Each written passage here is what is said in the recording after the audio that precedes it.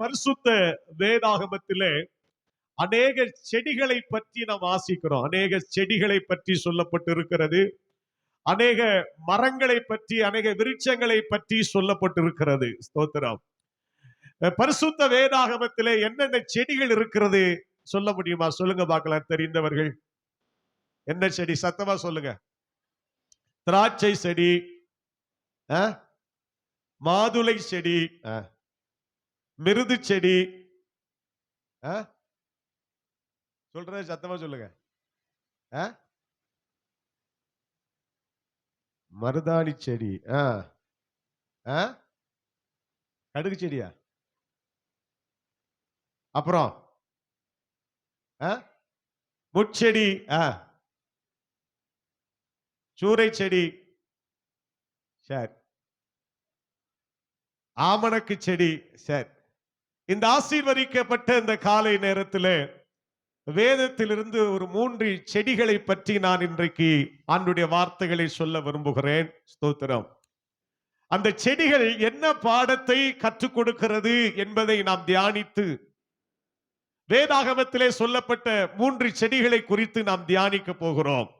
பிரியமானவர்களே, எத்தனையோ செடிகளை பற்றி பரிசுத்த வேத புத்தகம் சொல்லுகிறது.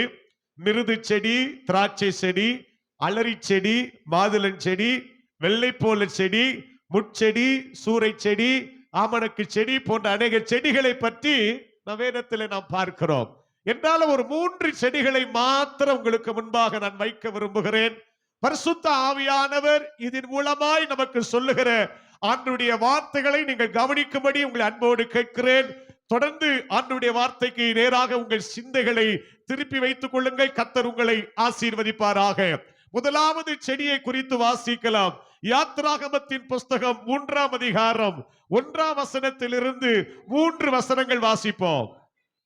மோசே மீதியான் தேசத்து ஆசாரியனாய் இருந்த தன் மாமனாகிய எத்திரோவின் ஆடுகளை மேய்த்து வந்தான். அவன் ஆடுகளை வனாந்தரத்தின் பின்புறத்திலே ஓட்டி தேவ பர்வதமாகிய ஓரேப் மட்டும் வந்தான். அங்கே கர்த்தருடைய தூதனானவர் முட்செடியின் நடுவிலிருந்து உண்டான அக்கினி ஜுவாலையிலே நின்று அவனுக்கு தரிசனமானார். அப்பொழுது அவன் உற்று பார்த்து, அவன் உற்று பார்த்தான். முட்செடி அக்கினியினால் ஜுவாலித்து எரிந்தும் வெந்து போகாமல் இருந்தது. அப்பொழுது மோசே, இந்த முட்செடி வெந்து போகாமல் இருக்கிறது என்ன? நான் கிட்ட போய் இந்த அற்புத காட்சியை பார்ப்பேன் என்றான். எல்லாருக்கும் தெரிந்த ஒரு வேத பகுதி தான். அடிக்கடி இந்த வேத பகுதியை நாம் வாசித்து இருக்கலாம். அநேக சத்தியங்களை இந்த வேத பகுதியிலிருந்து நாம் கற்றறிந்து இருக்கலாம். என்றாலும் எனக்கு அருமையானவர்களே, இங்கே வாசிக்கிற போது ஆண்டவராகிய தேவன் ஒரு முட்செடியின் நடுவில் இருந்து மோசேக்கு ஆண்டவர் தரிசனமானார் என்று வேதம் சொல்லுகிறது. கர்த்தருக்கு மகிமை உண்டாகட்டும். செடிகளிலே மேன்மையான செடி என்ன செடி என்று வேதம் சொல்லுகிறது? செடிகளிலே மேன்மையான செடி என்ன அப்படின்னா, ஸ்தோத்திரம், எசேக்கியேலின் புஸ்தகம் 15ஆம் அதிகாரம் 2ஆம் வசனத்தில் வாசிக்கிறோம். எல்லா செடி கொடிகளிலும் மேன்மையானது திராட்சை செடி என்று வேதம் சொல்லுகிறது. செடிகளிலே மிகவும் தாழ்வான குறைந்த இடத்தில் இருக்கிற செடி என்ன செடி அப்படின்னா முட்செடி என்று நாம் அறிவோம். பரிசுத்த வேதாகமத்தை வாசித்து பார்க்கும் போது விருட்சங்கள் எல்லாம் தங்களுக்கு ஒரு ராஜாவை ஏற்படுத்த வேண்டும் என்று சொல்லி மரங்களிடத்தில் போனதாக நியாயாதிபதிகள் 9ஆம் அதிகாரத்தில் வாசிக்கிறோம். எல்லா விருட்சங்களும் சேர்ந்து தங்களுக்கு ஒரு ராஜாவை ஏற்படுத்த வேண்டும் என்று சொல்லி நேரா போச்சு. முதல்ல எங்க போச்சு? ஒலிவ மரத்தை பார்த்து கேட்டது, நீ எங்களுக்கு என்ன செய்? ராஜாவா இரு. ஒலிவ மரம் மறுத்து விட்டது. இரண்டாவது எங்கே போகிறது? அத்தி மரத்தை தேடி போகிறது. அத்திமரமே, நீ எங்களுக்கு ராஜாவா இரு. அத்திமரம் மறுத்து விட்டது. மூன்றாவது எங்கே போகிறது? திராட்சை செடியை பார்த்து கேட்கிறது, நீ எங்களுக்கு ராஜாவா இரு. அது மறுத்து விட்டது. கடைசி எங்க போகிறது? முட்செடியை பார்த்து போகிறது. அல்லேலூயா. அப்போ எல்லாவற்றிலும் கடைசியா இருப்பது என்ன செடிதான்? முட்செடி என்று நாம் அறிந்திருக்கிறோம். கர்த்தருக்கு மகிமை உண்டாகட்டும். அருமையான தேவ பிள்ளையே, மோசேயினுடைய வாழ்க்கையை ஒரு 3 பகுதியாக நாம் பிரிக்க முடியும். மோசேயினுடைய வாழ்க்கையை 3 பகுதியாக நாம் பிரிக்கலாம். முதல் 40 ஆண்டுகள் அவன் எகிப்தின் அரண்மனையிலே இருக்கிறான். எகிப்தின் அரண்மனையிலே மோசே வளர்க்கப்பட்டான். பார்வோனுடைய குமாரத்தின் மகனாக வளர்க்கப்பட்டான். எகிப்தின் சாஸ்திரங்களை எல்லாம் கற்றுக்கொண்டு தேறினவனாய் காணப்பட்டான். 40 ஆண்டுகள் எகிப்து தேசத்திலே அரண்மனையிலே இருந்தான். அடுத்த 40 ஆண்டுகள் பார்வோனுக்கு பயந்து மீதியான் தேசத்துக்கு ஓடி போனான் என்று வேதம் சொல்லுகிறது. அங்கே 40 ஆண்டுகள் அவன் தன்னுடைய ஜீவ நாட்களை கழித்தான். பிற்பாடு 40 ஆண்டுகள் என்றைக்கு மோசேக்கு ஆண்டவர் தரிசனமானாரோ அந்த நாள் துவங்கி இஸ்ரவேல் ஜனங்களை எகிப்து தேசத்திலிருந்து கானானை கொண்டு போவதற்கு கர்த்தர் அவனுக்கு கொடுத்த ஆண்டுகள் 40 வருஷம். ஆக மோசேயினுடைய மொத்த வருஷம் எத்தனை? 120 ஆண்டுகள். இருக்கீங்களா? அவர் அல்லேலூயா சொல்லாமா? 40 வருஷம் எகிப்தின் அரண்மனையிலே இருந்தான். 40 வருஷம் மீதியான் தேசத்திலே இருந்தான். 40 வருஷம் கர்த்தருக்கு ஊழியம் செய்யும்படி அழைப்பை பெற்று ஆண்டவருக்கு ஊழியம் செய்யும்படி புறப்பட்டு வந்தான். ஸ்தோத்திரம். 3 காலகட்டங்களாக அவருடைய வாழ்க்கையை நாம் பார்க்க முடியும். ஸ்தோத்திரம். இந்த மோசேயினுடைய வாழ்க்கையில முதல் 40 ஆண்டுகள் அரண்மனை வாழ்க்கை, ராஜ வாழ்க்கை வாழ்ந்தான். மோசே ராஜ வாழ்க்கை வாழ்ந்தான். கர்த்தருக்கு மகிமை உண்டாகட்டும். அதுவும் அன்றைக்கு இருந்த பெரிய சாம்ராஜ்யம் எகிப்தின் சாம்ராஜ்யம். பார்வோனின் குமாரத்தின் மகன் அப்படிங்கிற ஸ்தானத்துல வளர்க்கப்பட்டதுனால எவ்வளவு மரியாதை இருந்திருக்கும், எவ்வளவு கனம் கிடைத்திருக்கும். ஆண்டவருக்கு மகிமை உண்டாகட்டும். செல்வ செழிப்பாய் வாழ்ந்திருப்பான். ஆனால் மோசே இந்த 40 ஆண்டுகள் வாழ்ந்தானே, இந்த வாழ்க்கையில மோசே திருப்தி பட்டானா அப்படின்னா சொல்லுங்க. இந்த வாழ்க்கையில் அவன் திருப்தி படல. தோத்திரம். அடுத்த 40 ஆண்டுகள் சூழ்நிலை நிமித்தமாய் மீதியான் தேசத்துக்கு போனானே, அந்த வாழ்க்கையில் அவன் திருப்தி பட்டானா அப்படின்னா அந்த பகுதியில் அவன் திருப்தி படல. ஸ்தோத்திரம். பாருங்க, யாத்ராகமத்தின் புஸ்தகம் 2ஆம் அதிகாரத்தை நீங்கள் வாசித்து பார்த்தீர்களே ஆனால் போறான், அங்கே அவன் விவாகம் பண்ணுகிறான். ஆனா அந்த தேசத்துல அவனுக்கு ஒரு குழந்தை பிறக்குது. 2ஆம் அதிகாரம் 22ஆம் வசனத்தை வாசிப்போம். அவள் ஒரு குமாரனை பெற்றால், நான் அந்நிய தேசத்தில் பரதேசியா இருக்கிறேன் என்று சொல்லி அவனுக்கு கெர்சோம் என்று பெயரிட்டான் என்று வேதம் சொல்லுகிறது. அந்நிய தேசத்தில் நான் பரதேசியா இருக்கிறேன், நான் ஒரு அந்நியன், இந்த வாழ்க்கை எனக்கு திருப்தி இல்லை அப்படின்னு சொல்லி பிள்ளைக்கு கெர்சோம் என்று பெயரிட்டான். அருமையானவர்களே, 2வது 40 ஆண்டுகளும் அவனுக்கு ஒரு திருப்தியற்ற ஒரு வாழ்க்கை. இதை குறித்து எப்படி நாம் சொல்ல முடியும் என்று சொன்னால், இதை குறித்து எபிரேய ஆக்கியோன் எபிரேயர் 11ஆம் அதிகாரத்தில் எழுதும்போது இப்படி சொல்லுகிறார்: விசுவாசத்தில் மோசே பெரியவனான போது பார்வோனுடைய குமாரத்தின் மகன் எனப்படுவதை வெறுத்து அநித்தியமான பாவ சந்தோஷத்தை அனுபவிப்பதை பார்க்கிலும் தேவனுடைய ஜனங்களோடு துன்பத்தை அனுபவிப்பதையே தெரிந்து கொண்டு இனி வரும் பலன் மேல் நோக்கமாயிருந்து எகிப்தில் உள்ள பொக்கிஷங்களிலும் கிறிஸ்துவின் நிமித்தம் வருகிற நிந்தையை அதிக பாக்கியம் என்று எண்ணி நான் கரங்களை தட்டி ஆண்டவரை மகிமைப்படுத்தலாமா? வாழ்க்கையில சில காலகட்டங்கள் இருந்தது. மோசேனுடைய வாழ்க்கையில சில காலகட்டங்கள், செழிப்பின் காலகட்டங்கள், அரண்மனை வாழ்க்கை திருப்தி இல்ல. ஸ்தோத்திரம். மீதியான் தேசத்து வாழ்க்கை திருப்தி இல்ல.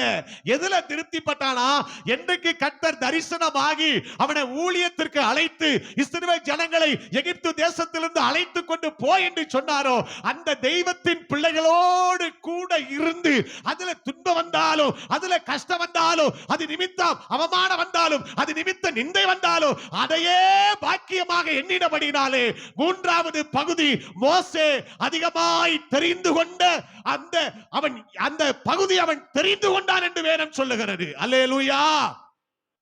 வாழ்க்கையில சில பகுதிகள் வந்து போகும். ஆண்டவருக்கு மகிமை உண்டாகட்டும். அதிலே நாம் லயித்து விடக்கூடாது. அருமையானவர்களே, சில பகுதிகள் நமக்கு வரும். ஆனால் நம்மை குறித்து தேவ திட்டம் என்பதை விளங்கிக் கொண்டு அதற்கு நேராய் பயணிக்கும் போது நமக்கு ஆசீர்வாதமாக இருக்கும். கவனியுங்கள், இப்போ இரண்டாவது பகுதியில் இருக்கிறான், மீதியான் தேசத்தில் இருக்கிறான், வனாந்தரத்தில் இருக்கிறான், இரண்டாவது பகுதியில் இருக்கிறான். வாழ்க்கையில பயங்கரமான கேள்விக்குறிகள். ஸ்தோத்திரம். ஆண்டவர் என்னை சிறு வயதிலே காப்பாற்றினார். நைல் நதியிலே தூக்கிப்பட வேண்டிய பிள்ளைனா, ஆனா ஆண்டவர் என்னை காப்பாற்றி எந்த அரண்மனையிலிருந்து கட்டளை பிறந்ததோ, என்னை அழிக்கும்படி எந்த அரண்மனையிலிருந்து கட்டளை பிறந்ததோ அதே அரண்மனைக்கு ஆண்டவர் என்னை கொண்டு போய் என்னை ஆண்டவர் வளர்த்தார். என் கைகளினாலே நான் இஸ்ரவேலை ரட்சிப்பேன் என்று சொல்லி என் தாய் என்னை வளர்த்த வளர்ப்பினாலே எபிரேயன் என்கிறதான ஒரு எண்ணம் எனக்குள் இருந்தபடியினாலே பார்வோனின் கரத்திலிருந்து ஜனங்களை மீட்டெடுக்க வேண்டும் நினைத்தேன். நான் தோற்று போனேன். எகிப்தை விட்டு நான் வந்துட்டேன். வனாந்தரத்தில் இருக்கிறேன். 80 வயசாகி போச்சு.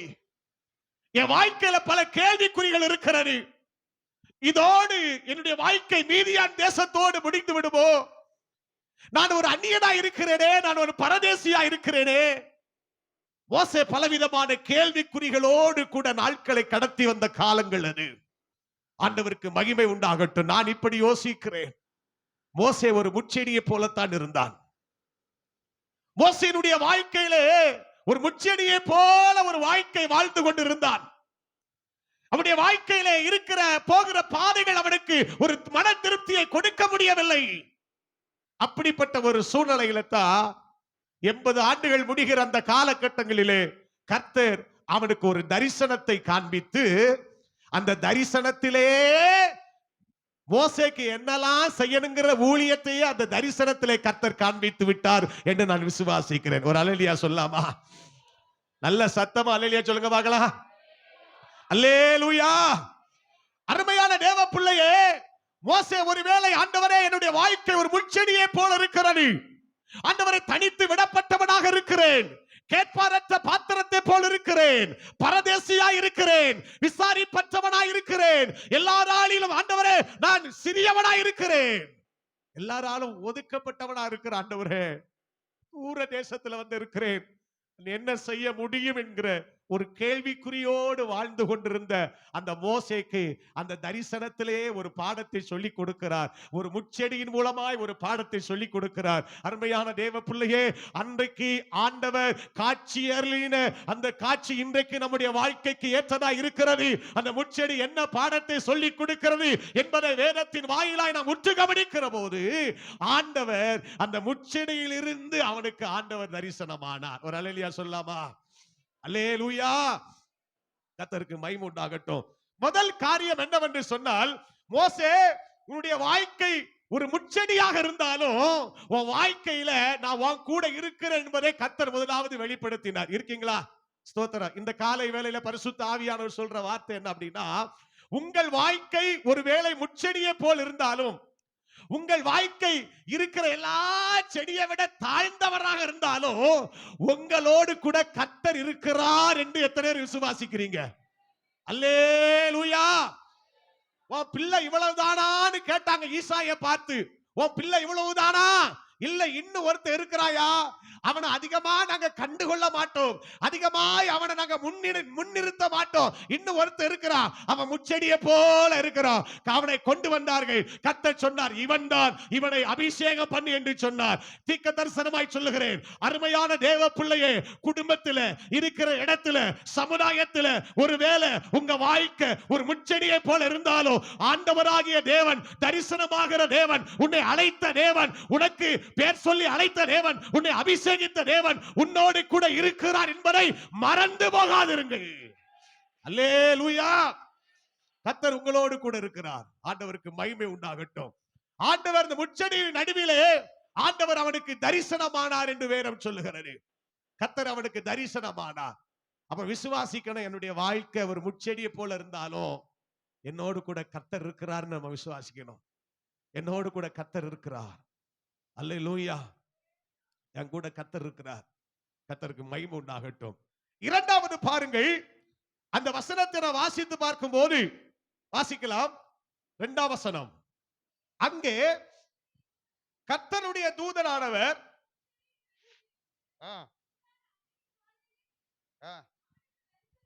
அவனுக்கு தரிசனமானார்.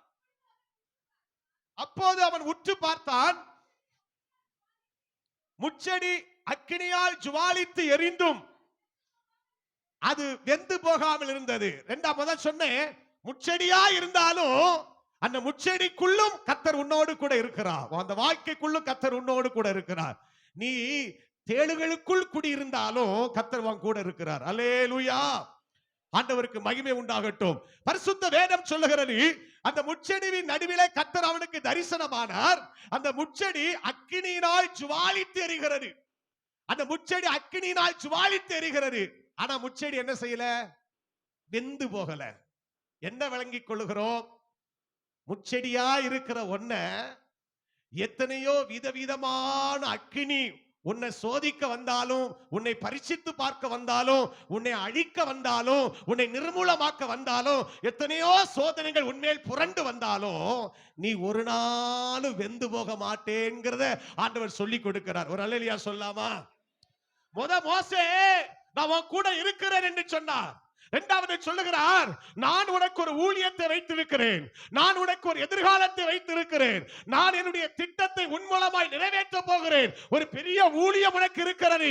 அந்த ஊழியத்தின் நிமித்தமாய் ஒருவேளை நீ நெருக்கப்படலாம். சில அக்கினியை போல சோதனைகள் வரலாம், சில அவமானங்கள் வரலாம், சில நிந்தைகள் வரலாம். உன்னோடு கூட இருக்கிற ஜனங்கள் உன் மேல ஒருவேளை கல்ல கொண்டு எரியலாம், உன் மேல வீண் பழிய சுமத்தலாம், குடும்பம் உனக்கு விரோதமாய் எழுமலாம். இத்தனை பெரிய அக்கினியை உன்மேல் வந்தாலும் ஜுவாலித்து எரிந்தாலும் மோசே நீ வெந்து போக மாட்டாய் என்பதை கர்த்தர் தரிசனத்தின் மூலமாய் ஆண்டவர் சொல்லிக் கொடுக்கிறார். அல்லேலூயா.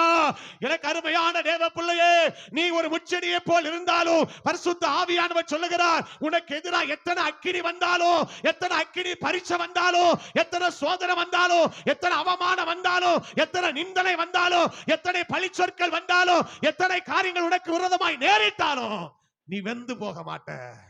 நீ வெந்து போக மாட்ட. உனக்குள்ள ஒரு சேதமும் ஏற்படாது. உனக்குள்ள ஒரு சேதமும் ஏற்படாது. முடி கருகி போகல, வஸ்திரம் எரிந்து போகல, அக்கினியின் மனம் இல்ல.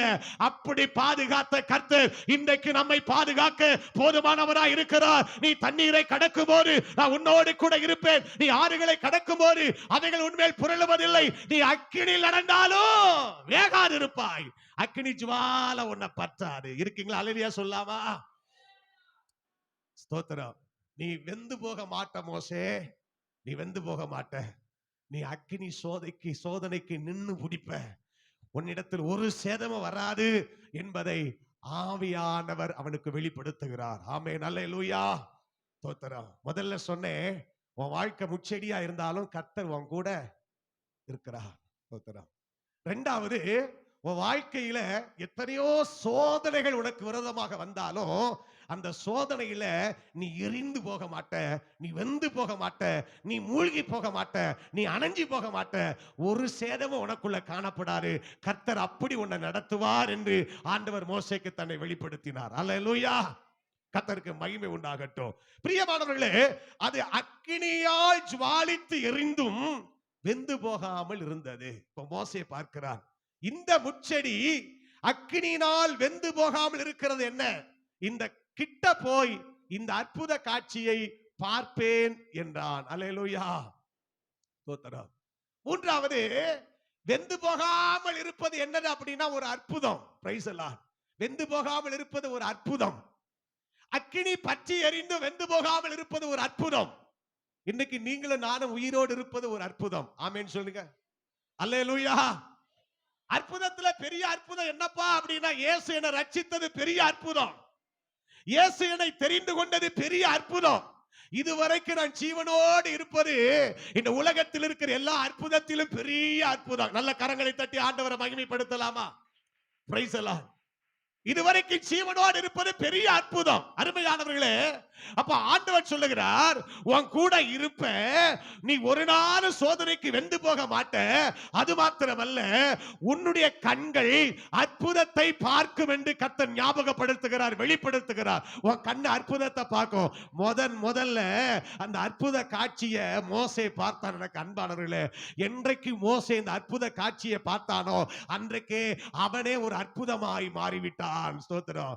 அவன் கையில கொடுக்கப்பட்ட கோலை நீட்டுனா அற்புதம் நடக்கும். Price the Lord. வானத்துக்கு நேரா நீட்டுனா அற்புதம் நடக்கும். செங்கடலுக்கு நேரா நீட்டுனா அற்புதம் நடக்கும். எங்க எங்க கோலை நீட்டுகிறானோ நதிகளுக்கு நேரா நீட்டுனா அற்புதம் நடக்கும். கர்த்தருக்கு மகிமை உண்டாகட்டும். ஆண்டவர் முட்செடியின் மூலமாய் கர்த்தர் அவனுக்கு சொல்லிக் கொடுக்கிற பாடம் என்ன தெரியுமா?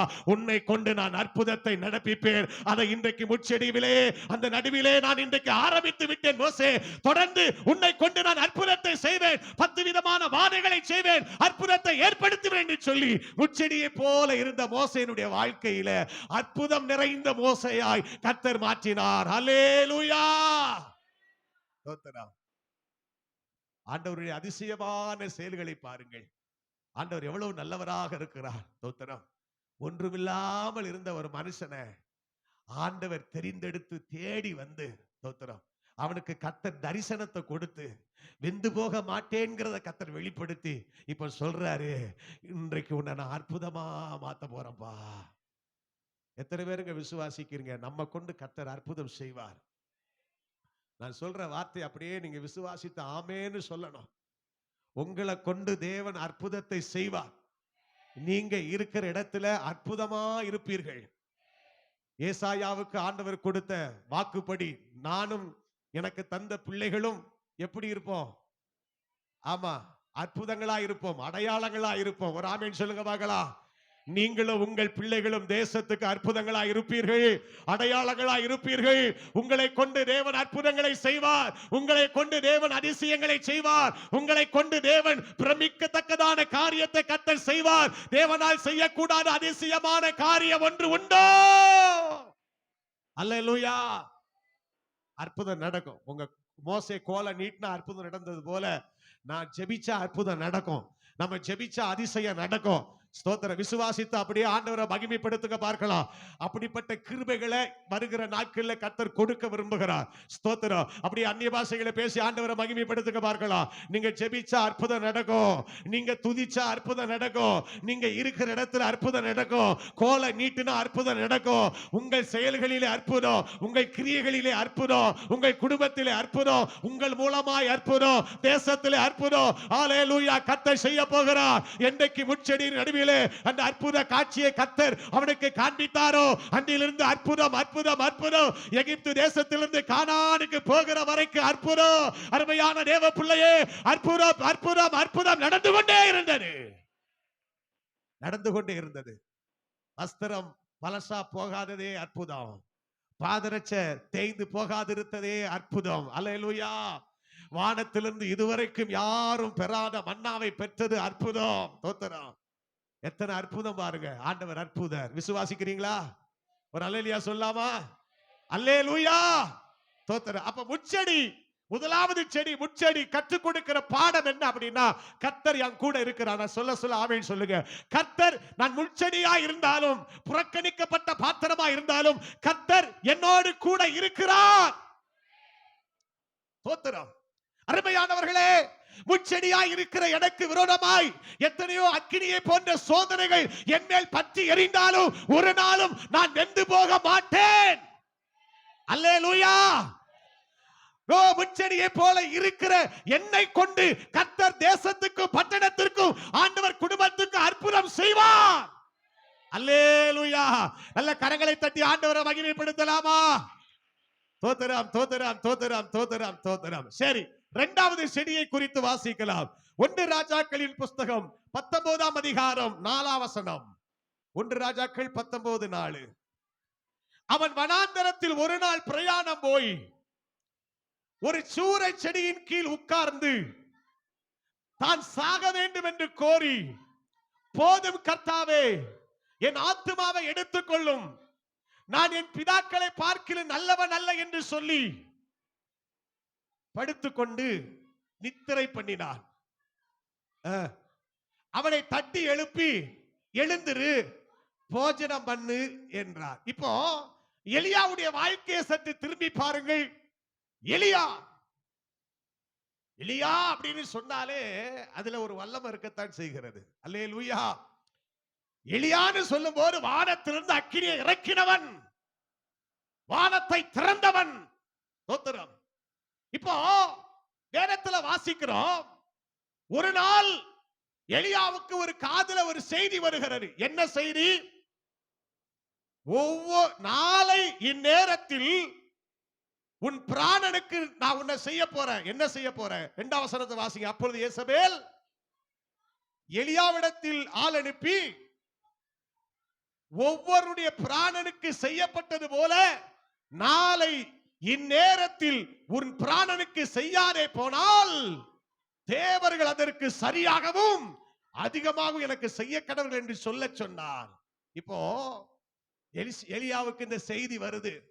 என்ன அப்படின்னா, நாளைக்கு நீ என்ன செய்ய மாட்ட, உயிரோடு இருக்க மாட்டேங்கிற செய்தி வருது. நாளைக்கு நீ உயிரோடு இருக்க மாட்டேங்கிற செய்தி வருது. பிரியமானவர்களே, எத்தனையோ காரியத்தை பார்த்த எலியா, எத்தனையோ காரியத்திலே சவால் விட்டு ஜெயித்த எலியா, இந்த வார்த்தைகளை கேட்ட போது ரொம்ப சோறு வந்துட்டு, அவனுக்கு ரொம்ப சோறு வந்துட்டு. கர்த்தருக்கு மகிமை உண்டாகட்டும். தன் பிராணனை காப்பதற்காக யூதாவை சேர்ந்த பெயர்சபாவுக்கு புறப்பட்டு போய் தன் வேலைக்காரனை அங்கே நிறுத்தி வனாந்தரத்தில் ஒரு நாள் பிரயாணம் பண்ணி ஒரு சூர செடியை பார்த்து அதன் கீழ் உட்கார்ந்தான். நல்ல கவனிங்க, ஆண்டவருக்கு மகிமை உண்டாகட்டும். எலியாவுடைய வாழ்க்கையை சற்று நிதானித்து பாருங்கள். தனிமையா நிற்கிறான், தனிமையா நிற்கிறான். பாகால் தீர்க்கதரிசிகள், விக்கிரக தோப்பு தீர்க்கதரிசிகள் எல்லாரும் எழுப்பி நிற்கிறாங்க, தனியா நிற்கிறான். தனியா நின்ற எலியா சவால் விடுகிறான். கர்த்தர் தெய்வமா, பாகால் தெய்வமா? கர்த்தர் தெய்வமானால் கர்த்தரை சேவியுங்கள், பாகால் தெய்வமானால் பாகாலை சேவியுங்கள். வாருங்கள் கர்மேல் பர்வதத்திற்கு காளைகளை கொண்டு வாருங்கள். அக்கினியினால் பதில் கொடுக்கிற தெய்வம் தான் தெய்வம் சொல்லி சவால் விட்ட எலியா, சவாலிலே ஜெயித்த எலியா. ஒரு ஆமென் சொல்லுங்க. நான் என்ன சொல்ல வருகிறேன் என்று சொன்னால், சவால் என்று வரும்போது, தோத்திரம், போராட்டம் என்று வரும்போது, பிரச்சனை என்று வரும்போது, அருமையான தேவ பிள்ளையே, எலியா தெரிந்தெடுத்த இடம் என்னன்னா கர்மேல் பர்வதம் தான். தோத்திரம். அவருக்கு ஒன்னே ஒண்ணு தெரியும், கர்மேல் பர்வதம். உனக்கு எதிராய் வருகிறார்களா, உன்னை சவால் விடும்படி வருகிறார்களா, உடனே கர்மேல் பர்வதத்திற்கு ஓடுவான். அதுதான் அவனுக்கு அடைக்கலம், அதுதான் அவனுக்கு அடைக்கலமான ஒரு இடம். கர்மேல் பர்வதத்திற்கு ஓடுவான். அடைக்கப்பட்ட வானம் திறக்கப்பட வேண்டுமா, உடனே கர்மேல் பர்வதத்தின் சிகரத்தில் ஏறி ஜெபிப்பான். அதுதான் அவனுக்கு ஆறுதல், அதுதான் அவனுக்கு அடைக்கலம், அதுதான் அவனுக்கு பதில் கொடுக்கிற இடம். ஸ்தோத்திரம். பிரச்சனைகள் சூழும் போது, எதிரிகள் சூழும் போது, சவால்கள் வரும்போது அவன் தெரிந்து கொண்ட இடம் என்னன்னா கர்மேல் பர்வதம் தான். ஆண்டவருக்கு மகிமை உண்டாகட்டும். ஆனா இப்போது யெசபேலுடைய வார்த்தை அவனுக்கு விரோதமாய் வந்த போதிலும் அவன் எந்த இடத்துக்கு போய் இருக்க வேண்டும்? கர்மேல் பர்வதத்துக்கு தான் போயிருக்கணும். ஆனா எங்க போனா பாருங்க, சூரச்செடிக்கு போனா. நீங்க நிறைய பேரு, ஸ்தோத்திரம், பிரச்சனை என்று வரும்போது, போராட்டங்கள் என்று வரும்போது, எதிரிகளின் கூட்டம் பெருகும் போது அநேக நேரம் கர்மேல் பர்வதத்தை விட்டுட்டு சூரச்செடிக்கு நேர போகிற கூட்டங்கள் உண்டு. ஆண்டவருக்கு மகிமை உண்டாகட்டும். கர்மேல் பர்வதத்தில் இருக்கிற வரைக்கும் ஜெயத்தை ஆண்டவர் கொடுத்துக்கிட்டே இருப்பாரு, ஜெயத்தை ஆண்டவர் தந்துகிட்டே இருப்பாரு. தோத்திரம். என்றைக்கு கர்மேல் பர்வதத்தை மறந்து, தேவ சமூகத்தை மறந்து, தேவன் அடைக்கலமா இருக்கிற இடத்தை மறந்து, பதில் கொடுக்கிற இடத்தை மறந்து என்றைக்கு சூரச்செடிக்கு நேராய் போகிறாயோ, அன்றைக்கு ஒரு வாழ்க்கையில் அது ஒரு பின்மாற்றம் என்பதை நாம் மறந்து விடக்கூடாது. ஒரு ஆமென் சொல்லுங்க பார்க்கலாம். அல்லேலூயா. தோத்திரம். கர்மேல் பர்வதத்துக்கு போயிருக்கணும். அவன் எவ்வளவோ சவாலை பார்த்தாச்சு. நாளை நேரத்தில் உனக்கு செய்யப்படும் என்று சொன்னால் இந்த காரியத்தை தேவ சமூகத்தில் எடுத்து போயிருக்க வேண்டும் வெளியா. ஆனால் அவன் எங்கே போனான் என்று சொன்னால் சூரச்செடிக்கு தேடி போனான். கர்த்தருக்கு மகிமை உண்டாகட்டும். சொல்லட்டுமா, எனக்கு அருமையான தேவ பிள்ளையை, சூரச்செடிக்கு போனதுனால போய் உட்கார்ந்தவன் உடனே பேச ஆரம்பிக்கிறான். போதும் கர்த்தாவே என்று சொல்ல ஆரம்பிக்கிறான். ஒரு ஆமென் சொல்லுங்க. என்னைக்கு தேவ சமூகத்தை விட்டுட்டு, என்னைக்கு ஆண்டவருடைய சமூகத்தை விட்டுட்டு சூரச் செடிக்கு கீழே போறோமோ, அன்றைக்கே ஸ்தோத்திரம், அநேகர் வாயிலிருந்து என்ன தெரியுமா வரும்? போதும் ஆண்டவரே, போதும். ஜெபித்தது போதும், ஆராதித்தது போதும், இதுவரை ஊழியம் செய்தது போதும், இதுவரை கொடுத்தது போதும், இதுவரை இருந்தது போதும், போதும். கர்த்தருக்கு மகிமை உண்டாகட்டும். என்ன விளங்கிக் கொள்கிறோம் என்று சொன்னால், சூரச் செடியை என்றைக்கு அவன் தெரிந்தெடுத்தானோ அன்றைக்கு சூரச் செடியின் கீழ் உட்கார்ந்தவனுடைய வாயில பலவீனமான வார்த்தை வந்துச்சு. என்ன வார்த்தை வந்துச்சு? பலவீனமான வார்த்தை. முதல்ல வாயின் வார்த்தைகளிலே பலவீனம் வரும், இரண்டாவது சரீரத்துல வரும். இருக்கீங்களா? அவர் அல்லேலூயா சொல்லாமா? போதும் அப்படின்னு சொல்றவங்க எந்த இடத்துல இருக்கிறாங்க? சூரச் செடியின் கீழே இருக்கிறாங்க. போதும், ஆராதிச்சு என்ன பிரயோஜனம், பாடி என்ன பிரயோஜனம், துதிச்சு என்ன பிரயோஜனம், கர்த்தரை தேடி என்ன பிரயோஜனம், சபைக்கு வந்து என்ன பிரயோஜனம், அப்போதும் அப்படிங்கிற நிலையில இருக்கிறவர்கள் கர்மேல் பர்வதத்தை நாடினவர்கள் அல்ல, சூரச் செடியின் கீழ் இருக்கிறவர்கள். ஹலோ, எங்க இருக்கீங்க? சூரச் செடியா கர்மேல் பர்வதமா? ஸ்தோத்திரம்.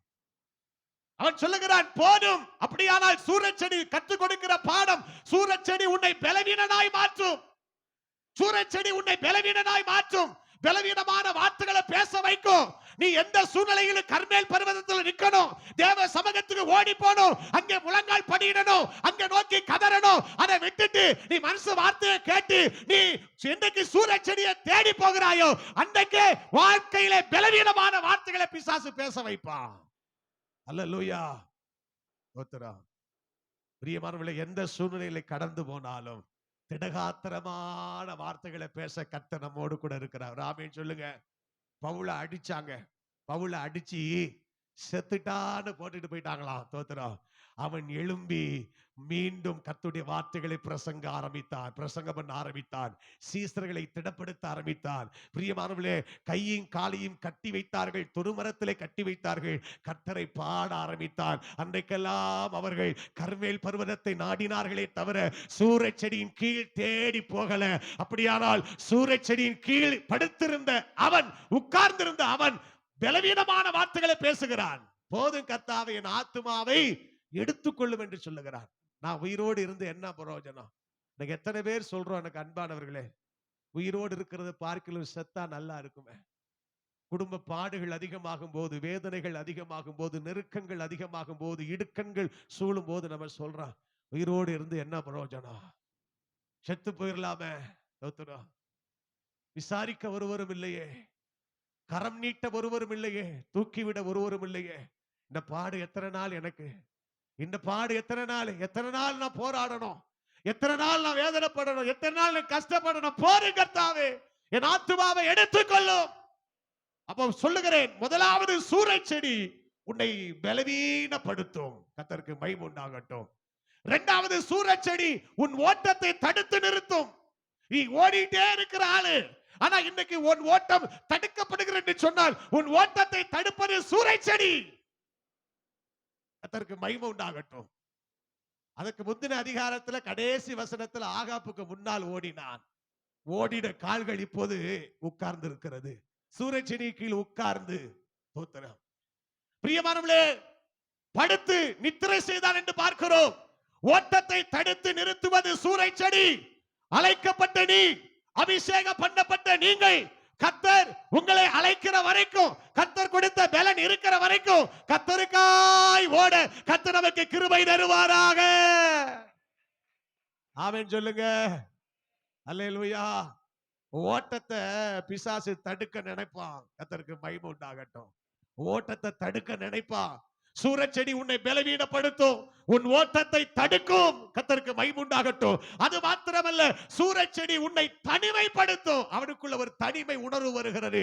ஆண்டவர் கேட்கிறார், எலியாவே உனக்கு இங்கே என்ன காரியம் என்று கேட்கும்போது அவன் சொல்லுகிறார், ஆண்டவரே, நான் ஒருவன் மாத்திரம் நான் மீந்திருக்கிறேன், நான் ஒருவன் மாத்திரம் மீதியா இருக்கிறேன். உன்னை தனிமைப்படுத்தும் சூரச் செடி, உன்னை தனிமைப்படுத்தும். தனிமை என்கிற உணர்வை பிசாசு உனக்குள்ள கொண்டு வருவான். நான் சொல்லட்டுமா, நீ தனி ஆள் அல்ல, ஒரு சேனையே உன்னை சுற்றி இருக்கிறது. ஹல்லேலூயா. ஒரு சேனை உன்னை சுற்றி இருக்கிறது. நீ தனி நபர் அல்ல, கிறிஸ்துவின் கைக்குள் இருக்கிற ஆடுகள் என்று வேதம் சொல்லுகிறது. நீ ஆண்டவருடைய கரத்தில் இருக்கிற கூர்மையான அம்பு என்பதை மறந்து போகாத. கிறிஸ்துவின் அடப்ப பையில இருக்கிற கல் என்பதை மறந்து போகாதே. நீ தனிமையானவன் அல்ல, நீ தனிமையானவளும் அல்ல, நீ தனித்து விடப்பட்டவனும் அல்ல, நீ தனித்து விடப்பட்டவளும் அல்ல. பரிசுத்த பைபிள் சொல்லுகிறது, நீ யார் என்று சொன்னால் சர்வ வல்லவரின் சேனைக்குள் ராஜாவை போல, ராஜாத்தியை போல சர்வ வல்லவரால் நடத்தப்படுகிற தெய்வீக பாத்திரம் என்பதை மறந்து போகாதே. கரங்களை தட்டி ஆண்டவரை மகிமைப்படுத்துங்க. நீங்க நிறைய பேருக்குள்ள பிசாசு அந்த உணர்வை கொண்டு வருகிறார். நீ தனி ஆளு, நீ தனியா இருக்கிற, நீ தனியா இருக்கிற, உனக்குன்னு யார் இருக்கிறா, உனக்குன்னு யார் இருக்கிறா, உனக்குன்னு யார் இருக்கிறா, நீ தனி. ஸ்தோத்திரம். நீ என்ன செய்வ அப்படின்னு பிசாசு சில நேரம் உன்னை தூண்டி பார்க்கிறான். சூரச்செடியின் அனுபவத்தை உனக்குள்ள கொண்டு வருவான். அது வந்தாதான் சொல்லும், நான் தனி, எனக்கு யாரும் இல்ல, எனக்கு யாரும் இல்ல. நீங்க விசுவாச அறிக்கை செய்யணும். சேனைகளின் கர்த்தர் என்னோடு கூட இருக்கிறார், யாக்கோபின் தேவன் எனக்கு உயர்ந்த அடைக்கலமானவர். நல்ல கரங்களை தட்டி ஆண்டவரை மகிமைப்படுத்துவோம். ஹல்லேலூயா. Praise the Lord. நான் தனி ஆள் அல்ல, ஒரு சேனையே எனக்குள்ள இருக்கிறது. அருமையான தேவ பிள்ளையே, ஆனாலும் சூரச்செடியின் கீழ் படுத்திருந்த அவனை பலவீனப்படுத்தின சூரச்செடி, ஓட்டத்தை தடுத்து நிறுத்தின சூரச்செடி, அவனை தனிமைப்படுத்தின சூரச்செடிக்குள் அவன் படுத்திருந்தாலும் தேவனாகிய கர்த்தர் அவன் மேல் இரக்கம் கொண்டு அவனை தேடி வனாந்தரத்துக்கு போறாரு. வாசிக்கலாம். ஸ்தோத்திரம். 19ஆம் அதிகாரம் 5ஆம் வசனம். ஒரு சூரச்செடியின் கீழ் படுத்துக் கொண்டு நித்திரை பண்ணினான். அப்பொழுது ஒரு தூதன் அவனை தட்டி எழுப்பி, எழுந்திருந்து போஜனம் பண்ணு என்று சொன்னான். அவன் விழித்து பார்க்கிற போது இதோ தலையில் சுடப்பட்ட அடையும் ஒரு பாத்திரத்தில் தண்ணீரும் அவன் தலைமாட்டில் இருந்தது. அப்பொழுது அவன் புசித்து குடித்து திரும்ப படுத்துக் கொண்டான். கவனிங்க, திரும்ப தட்டி எழுப்பி போஜனம் பண்றாரு, போஜனம் கொடுக்கிறாரு. அருமையானவர்களே, இப்போ போஜனம் வருது, போஜனம் வருது. எங்க இருந்து வருது? பரத்தில் இருந்து வருது. எப்படி வருது? சுட சுட வருது. கர்த்தருக்கு மகிமை உண்டாகட்டும். தலையில் சுடப்பட்ட அடை வருகிறது. கர்த்தருக்கு மகிமை உண்டாகட்டும்.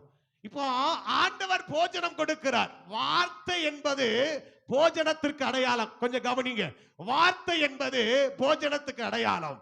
இப்போ ஒன்றை நான் சொல்லுகிறேன், எசபேல் சொன்ன வார்த்தை அல்லது எசபேல் கொடுத்த போஜனம் உன்னை வனாந்தரத்திற்கும் சூரச்செடிக்கும் அனுப்பும்.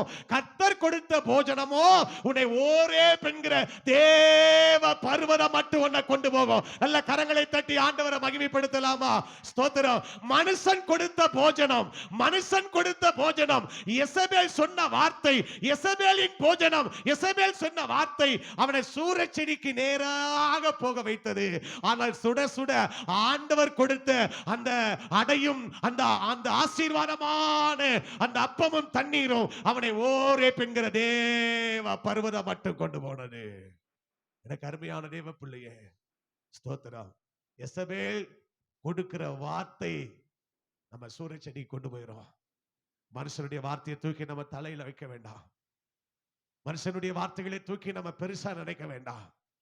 விசுவாசிப்போம். பெரிய பர்வதமா இருந்தாலும் ஒரு நிமிஷத்துல அது சமபூமியாகும். ஹல்லேலூயா, ஹல்லேலூயா. எத்தனை பேர் விசுவாசிக்கிறீர்கள்? சில நேரங்களில சில வார்த்தைகள் உன் தலையில அப்படியே ஏறி உட்கார்ந்து இருக்கிறது. சில வார்த்தைகள் உன் தலை மேல ஏறி உட்கார்ந்து இருக்கிறது. உன்னை ஜெபிக்க விடல, உன்னை துதிக்க விடல, உன்னை ஆராதிக்க விடல. நீ எங்க போனாலும் இந்த மனுஷ வார்த்தை உன்னை அப்படியே குடைந்து கொண்டே இருக்கிறது, உன்னை வேதனைப்படுத்தி கொண்டே இருக்கிறது. இன்னைக்கு பரிசுத்த ஆவியானவர் சொல்லுகிறார், அந்த அந்த சூரச்செடியின் அனுபவத்தை உன்னை விட்டு மாற்றி உனக்கு புது போஜனத்தை கொடுத்து தேவ பர்வதம் மட்டும் உன்னை கொண்டு போவதற்கு பரிசுத்த ஆவியானவர் இந்த காலை நேரத்தில் உன்னை தட்டி எழுப்பி உனக்கு ஆகாரத்தை கொடுத்து சூரச்செடியின் அனுபவத்தை உன்னை விட்டு மாற்றி நீ போக வேண்டிய தூரம் வெகு தூரம் என்று சொல்லி உன்னை உந்தி தள்ளுகிற தேவனுடைய கரம் உன்மேல் வந்து இறங்குகிறது என்று பரிசுத்த ஆவியானவர் சொல்லுகிறார். விசுவாசிக்கிறவர்கள் கரங்களை தட்டி ஆண்டவரை மகிமைப்படுத்துங்கள். பிரைஸ் தி லார்ட், ஹல்லேலூயா. நீ மனுஷ வார்த்தைகளை கேட்டு நீ சூரச்செடியில படுத்தது போதும். நீ மனுஷ வார்த்தையை கேட்டு நீ சூரச்செடியில படுத்தது போதும். ஸ்தோத்திரம். தேவ வார்த்தைகளை கேட்டு எழும்பி நடக்க போகிறோம். தேவ பர்வதம் மட்டும் பயணிக்க போகிறோம். கர்த்தருடைய கரம் நம்மோடு கூட இருக்கிறது. இடையில ஒரு ஓட்டத்தை நிறுத்த வேண்டாம். இடையில ஒரு ஓட்டத்தை நிறுத்த வேண்டாம். ஓட்டத்தை நிறுத்துற சூரச்செடிக்கு நீ இடம் கொடாத. நீ போக வேண்டிய தூரம் வெகு தூரம். அப்ப சூரச்செடி சொல்லி கொடுக்கிற பாடம் என்ன அப்படின்னா, ஒண்ணு அது உன்னை பலவீனப்படுத்தும், 2 ஓட்டத்தை தடுக்கும், 3 உன்னை தனிமைப்படுத்தும். இந்த சூரச்செடியின் அனுபவத்திலிருந்து எலியாவை வெளியே கொண்டு வந்த ஆண்டவர் இன்னைக்கு அநேகருக்கு இப்படிப்பட்ட அனுபவத்திலிருந்து கர்த்தர் வெளியே கொண்டு வருகிறார், வெளியே கொண்டு வருகிறார், வெளியே கொண்டு வருகிறார். விசுவாசிக்கிறவர்கள் அப்படியே ஆண்டவரை மகிமைப்படுத்துங்க பார்க்கலாம். இந்த அனுபவத்திலிருந்து கர்த்தர் வெளியே கொண்டு வருகிறார். இந்த அனுபவத்திலிருந்து கர்த்தர் வெளியே கொண்டு வருகிறார். ஸ்தோத்திரம். ஹல்லேலூயா. உன் சிந்தையில மனுஷ வார்த்தை பதிந்து உன்னை ஜெபிக்க விடாதபடி தடையா இருக்கிறது. அதிலிருந்து கர்த்தர் உன்னை வெளியே கொண்டு வராரு, வெளியே கொண்டு வராரு. உன் சிந்தை அப்படியே கிளீன் ஆகுது, பரிசுத்தமாகிறது. உன் எண்ணம் பரிசுத்தமாகிறது, உன் இருதயம் பரிசுத்தமாகிறது. அப்படி விசுவாசத்தோடு அந்நிய பாஷைகளை பேசி ஆண்டவரை மகிமைப்படுத்துங்க பார்க்கலாம். உச்சந்தலை துவங்கி உள்ளங்கால் வரை கர்த்தர் பரிசுத்தப்படுத்துகிறார். எல்லாவற்றையும் கர்த்தர் பரிசுத்தப்படுத்துகிறார். எல்லாம் புதிதாகிறது, எல்லாம் புதிதாகிறது, எல்லாம் புதிதாகிறது, எல்லாம் புதிதாகிறது, எல்லாம் புதிதாகிறது. ஹல்லேலூயா. சில பாரம் அவன் தலையில ஏறி இருக்கு, சில பாரம் அவன் தலையில ஏறி இருக்கு. என்னால தூங்க முடியல, என்னால சரியா உறங்க முடியல, சரியா யாரோடு பேச முடியல. சில பாரம் அவன் தலைக்கு மேல இருக்கு. ஆண்டவருக்கு மகிமை உண்டாகட்டும். அந்த சூரச்செடியின் அனுபவத்தை கர்த்தர் இப்போதே உடைத்தெறிந்து பரலோகத்திலிருந்து சுடப்பட்ட அடையை கொண்டு வந்து, தண்ணீரை கொண்டு வந்து கர்த்தர் உனக்கு கொடுத்து போக வேண்டிய அந்த பர்வதத்துக்கு கர்த்தர் உன்னை கொண்டு போக இன்னைக்கு சித்தமுள்ளவராய் உன் நடுவிலே கர்த்தர் வந்திருக்கிறார். Thank you Jesus. Hallelujah. சரி, மூன்றாவது செடியை குறித்து நான் வேதத்தில் வாசிக்கலாம். யோனா தீர்க்கதரிசன புஸ்தகம் 4ஆம் அதிகாரம்.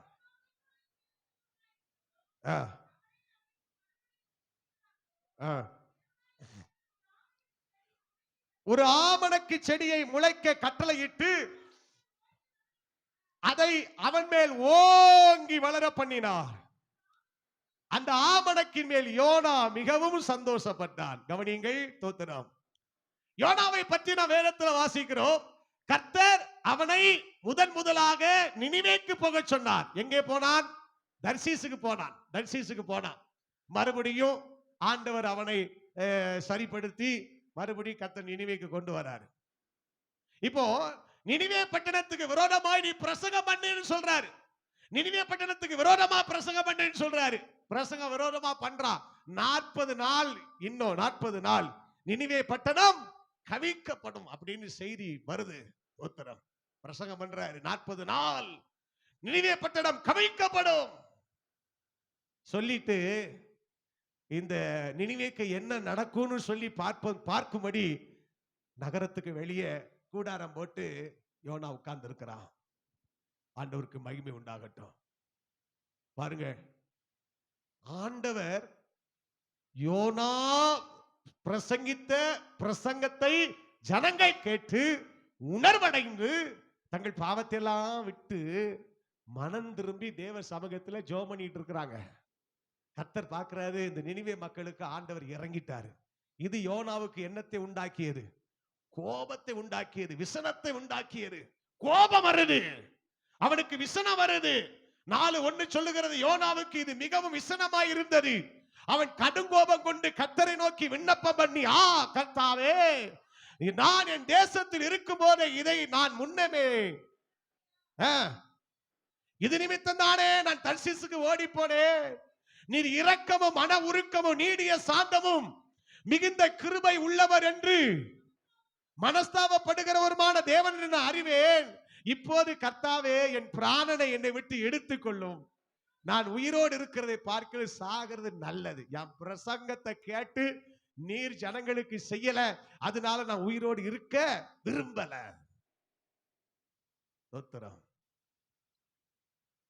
நான் உயிரோடு இருக்கிறதை பார்க்க சாகிறது எனக்கு நலமா இருக்கும். ஒருவேளை இந்த விண்ணப்பத்தை கேட்டு எங்க ஆண்டவர் நினிவே பட்டணத்தை காலி பண்ணிடுவாரோன்னு சொல்லி கூடாரம் போட்டு அமர்ந்திருக்கிறான். ஆண்டவர் பார்க்கிறாரு, இந்த யோனாவுக்கு நல்ல ஒரு பாடத்தை சொல்லி கொடுக்கணும்.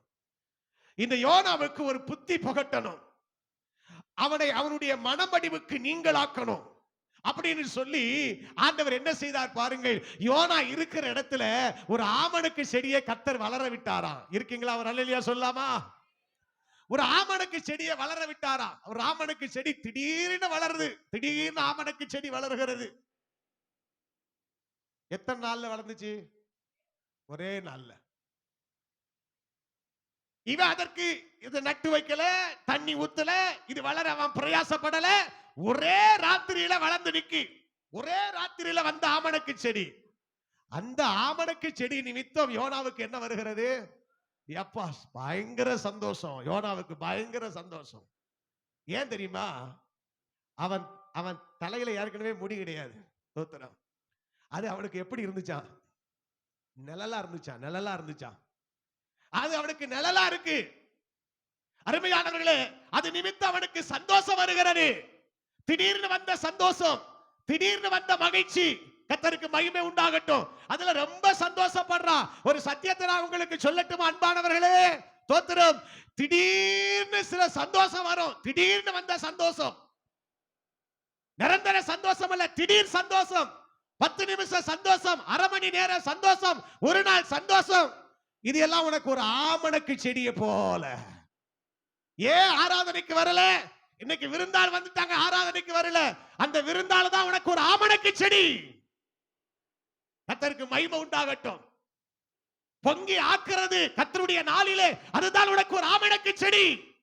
அது நிமித்தம் நீ சந்தோஷப்படுற, அது நிழல்ல நீ வாஞ்சியா இருக்கிற. கர்த்தருக்கு மகிமை உண்டாகட்டும். அது உனக்கு நிரந்தர சந்தோஷம் அல்ல. எனக்கு அருமையான தேவ பிள்ளைய, சில சந்தோஷம் வரும். அன்றைக்கெல்லாம் அப்படியே எதிர்கொண்டு வந்துச்சான். நீதிமொழிகள் 7ஆம் அதிகாரத்திலே ஒரு பெண் அவனுக்கு எதிர்பட்டாள் அப்படின்னு வாசிக்கிறான். ஒரு பெண் அவனுக்கு எதிர்பட்டாள். அந்த காலத்துல எதிரா வந்துச்சு. தோத்திரம். இந்த காலத்துல ஆமணக்கு செடி எப்படி வருது தெரியுமா? செல்போன்ல வருது, வாட்ஸ்அப்ல வருது, பேஸ்புக்ல வருது, இன்ஸ்டாகிராம்ல வருது. தோத்திரம். எச்சரிக்கையா இரு. இமைப்பொழுது சந்தோஷத்தை கொடுக்கிற காரியங்கள் உனக்கு ஒரு ஆமணக்கு செடியை போல வரும். அன்றைக்கு நேரா வந்துச்சு. மாட்டினா பின்னாடி போனா. நீதிமொழிகள் 7ஆம் அதிகாரத்துல. தோத்திரம். அப்போஸ்தலர் 16ஆம் அதிகாரத்திலே ஜெபித்துக் கொண்டிருந்தார்களே, வழக்கமாய் ஆற்றங்கரையிலே ஜெபித்துக் கொண்டிருந்தார்களே, அப்பொழுது ஒரு பெண் அவனுக்கு எதிர்பட்டாள். அவன் பார்க்கிறான். தோத்திரம். நீதிமொழிகள் 7ஆம் அதிகாரத்திலே பின்தொடர்ந்து வந்த ஒரு கோழையான ஆண் நான் அல்லன்னு சொல்லி இயேசுவின் நாமத்திலே திரும்பி பார்த்து அவளை அதட்டினான் என்று பைபிள் சொல்லுகிறது. உனக்கு எதிரா வரும். அன்றைக்கு ஆற்றங்கரையில வந்துச்சு. கர்த்தருக்கு மகிமை உண்டாகட்டும். அன்றைக்கு தெளிலாள் என்பவள் ஆற்றங்கரையில இருந்தவள். அதுதான் அபிஷேகம் பண்ணப்பட்ட சிம்சோனுக்கு. அதுதான் அந்த தெளிலால் தான் ஒரு ஆமணக்கு செடி. வசமா மாட்டிக்கிட்டான். மடியில படுக்க வைத்து சலையை சிரைத்து கண்களை குருடாக்கி பெலிஸ்திய தேசத்துக்கு வேடிக்கை பொருளாய் மாற்றி விட்டால். அன்பானவர்களே, சபை எச்சரிக்கையா இருக்க வேண்டும். வாலிபர்கள், வாலிப பிள்ளைகள் எச்சரிக்கையாக இருக்க வேண்டும். உன்னை நிர்மூலமாக்குவதற்கு, ஒரு இமைப்பொழுது சந்தோஷத்தை கொடுப்பதற்கு சில ஆமணக்கு செடி வரத்தான் செய்யும். பவுல போல சினங்கொண்டு வரட்டணும். இருக்கீங்களா? அவர் அல்லேலூயா சொல்லாமா? அல்லேலூயா. வாசமா பேசும். நான் உனக்கு நல்லலா இருப்பேன்னு சொல்லும். நீ எங்க போனாலும் நான் உனக்கு நல்லலா இருப்பேன்னு சொல்லு. ஒரே ராத்திரியில அழிந்து போகக்கூடிய ஆமணக்கு செடிக்காக சந்தோஷப்படாத. நித்திய நிரந்தர சந்தோஷத்திற்காக தேவனை மகிமைப்படுத்து. அல்லேலூயா. உப்பரிகை மேல நின்று பார்த்தா கண்ணை பறக்க விட்டான். ஆமணக்கு செடியை கண்டான் தாவீது. பாவம் செய்தான், ரட்சிப்பின் சந்தோஷத்தை இழந்து போனான். இழந்து போனதை திரும்ப பெற என்ன பாடுபட்டான் தெரியுமா அன்பானவர்களே? கதறுகிறான், கதறுகிறான். ஆண்டவரே, ரட்சிப்பின் சந்தோஷத்தை திரும்பவும் எனக்கு தந்து உற்சாகமான ஆவியனை தாங்குபடி செய்யும் ஆண்டவரேன்னு கதறுகிறான். 20லயும் ஆமணக்கு வரும், 30லயும் ஆமணக்கு செடி வரும், 40லயும் வரும், 50லயும் வரும். இருக்கீங்களா? அவர் அல்லேலூயா சொல்லாமா? அல்லேலூயா. இமை பொழுது சந்தோஷத்தை உனக்கு தருகிற எந்த காட்சியானாலும் எந்த காரியமானாலும் அது உனக்கு ஒரு ஆமணக்கு செடிதான். தோத்திரம். அந்த நிழல்ல அப்படியே உட்கார்ந்து இருக்கிறான். திரும்ப கதறணும். திரும்ப பரிசுத்தமா மாறுவதற்கு நீ கதறணும். நீ செய்த சின்ன பாவம் உன் கண்ணுக்கு முன்னால வந்து நிற்கும். உன்னை ஜெபிக்க விடாதபடி உன்னை தடுக்கும். உன்னை பரிசுத்தமா வாழ விடாது. உன்னை அலக்களிக்கும். தோத்திரம். அருமையான தேவ பிள்ளை, ஆமணக்கு செடி கற்றுக் கொடுக்கிற பாடம் என்னன்னா, என் நிழல்ல வந்தனா உனக்கு கொஞ்ச நேரம் சந்தோஷம் கிடைக்கும். கொஞ்ச நேரம் என்ன என் நிழல் உனக்கு கிடைக்கும். என்ன தேடி வந்தனா கொஞ்ச நேரம் என் நிழல் கிடைக்கும். தோத்திரம். பிரியமானவர்களே, இப்படிப்பட்ட ஆமணக்கு செடிக்காக யாராகிலும் தங்கள் வாழ்க்கை இழந்து போகாதிருங்கள் என்பதை நான் அழுத்தமாய் சொல்லுகிறேன். நல்லாதான் இருப்ப, உன் வாழ்க்கை நல்லாதான் போகும். ஏதோ ஒண்ணு உனக்கு குறுக்கிடும். குறுக்கிடுகிற ஆமணக்கு செடிக்கு இடம் கொடுக்காத. தோத்திரம். ஒரு அப்படியே கத்தர் வளர பண்ணாராம். ஆமணக்கு செடி நல்லா வளர்ந்துச்சு. அவனுக்கு நிழலா இருந்துச்சு. தோத்திரம். இப்ப ஆண்டவர் பார்க்கிறாரு.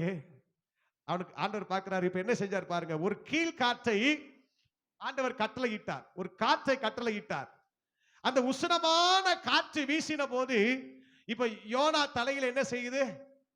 வெயில் படுகிறது. அதற்கு முன்னால என்ன செஞ்சிட்டார்னா, பூச்சிக்கு கட்டளையிட்டு ஆமணக்கு க்ளோஸ் பண்ணிட்டார்.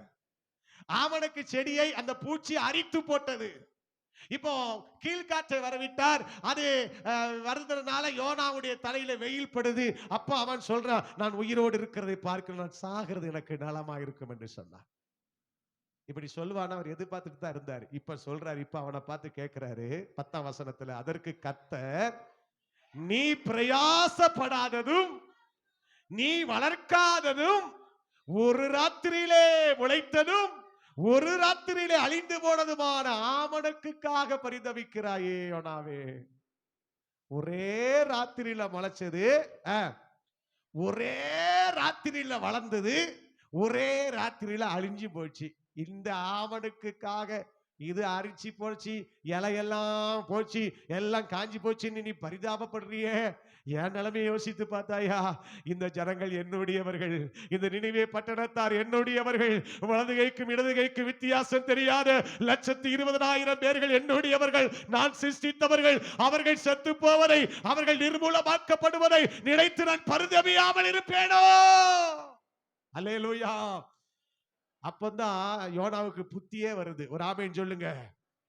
கர்த்தருக்கு மகிமை உண்டாகட்டும். அருமையான தேவ பிள்ளையே, அப்ப ஆமணக்கு செடி சொல்லி கொடுக்கிற பாடம் என்ன அப்படின்னா, ஒரு விசுவாசிக்கு, ஒரு தேவ பிள்ளைக்கு ஆமணக்கு செடி என்ன சொல்லி கொடுக்குன்னா, ஒரு இமைப்பொழுது சந்தோஷத்திற்காக, மனுஷனுடைய வஞ்சகமான வார்த்தைக்காக நீ அந்த சந்தோஷத்துல மயங்கிறாத. அது பொட்டுன்னு போயிடும். அது ஆண்டவர் அரிச்சு போட்டுருவாரு.